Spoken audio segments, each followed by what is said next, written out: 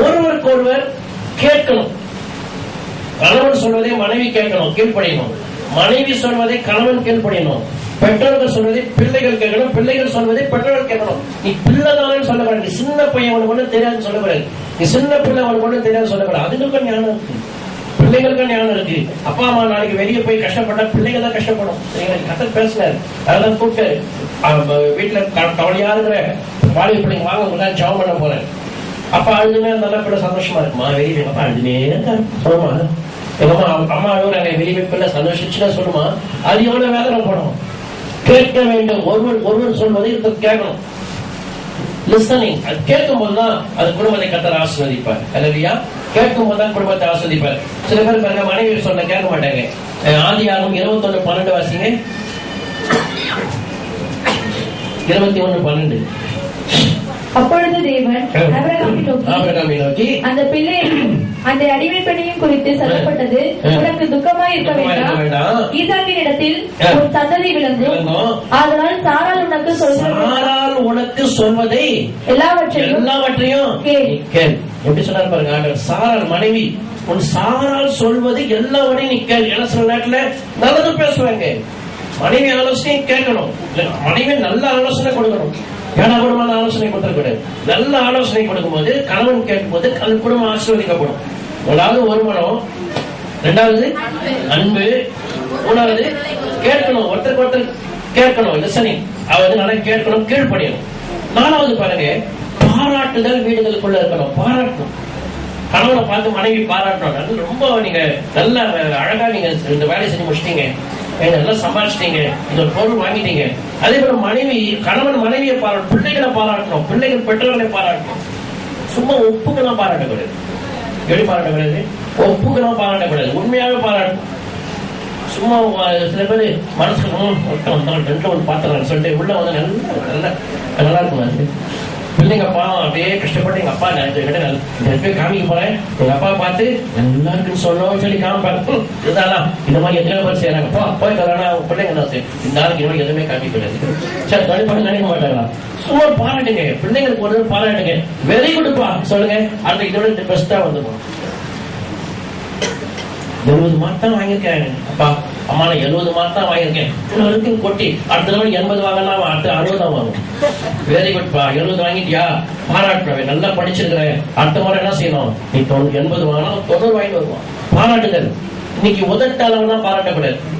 அங்க ஒரு குடும்பம் இருந்தது, அந்த கணவன் மனைவி கூட எப்ப பார்த்தாலும் சண்டை சண்டை சண்டை, ஒரு யாரையும் பாராட்ட மாட்டாங்க, ஒரே சண்டையா இருந்தது. அந்த ஐயாவோட வேலைக்கு போயிருக்காரு, எல்லாம் உட்காரும் போது வேலை இருக்கவங்க கேட்டாங்கன்னா ஏன் பாட்டு டல்லா இருக்கிறேன், ஏன் சண்டையா இருக்குப்பா. அப்ப அந்த வேலையெல்லாம் சொல்ல ஆலோசனை சொல்லுவான், நீ ஒன்று பண்ணு, வீட்டுக்கு போ, மனைவி வந்து சாப்பாடு வைக்கிறதுக்கு நீ போனோன்னு சாப்பாடு வெயின்னு சொல்லு.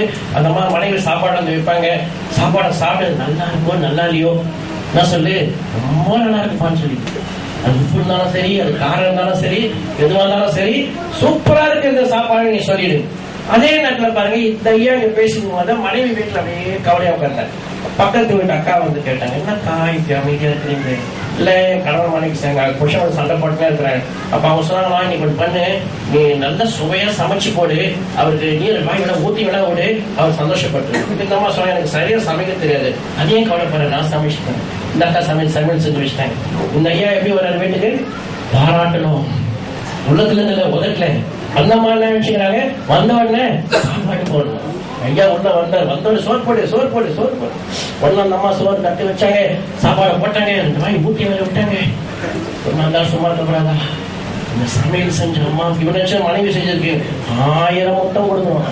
ஒட்டாங்கலாம் குழம்பு கட்டி வச்சு இத்தனை நாள் நான் சமையல் பண்ணி கொடுத்துக்கிறேன், ஒரு நாளாவது என் கைக்கு முட்டை கொடுக்கணும்னு சொல்லியா, பக்கத்து வீட்டு அக்கா செஞ்சு விட்டவங்க 1000 முட்டம் கேட்குது. அவனுக்கு எனக்கு தெரியல, அவனை பத்தி போகும்போது ஒரு சைடு பார்த்துட்டு போறேன், எனக்கு தெரியும், இதோட நீ தேவையில்லை போயா.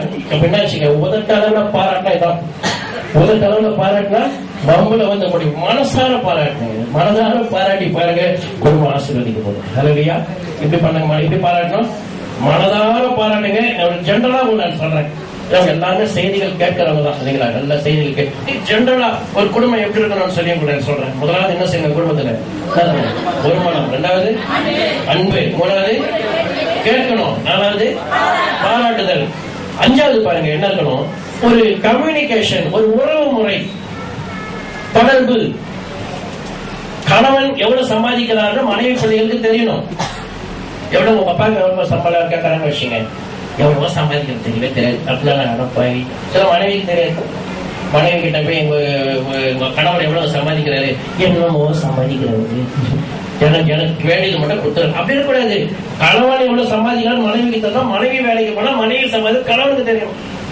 எங்க போயிட்டு வரீங்கன்னு தெரியும். கணவர் எங்க போயிருந்தாரு, எங்க போனாருமே தெரியலைங்க, 2 நாள் ஆச்சுங்கன்னா என்ன யோசிக்கும்.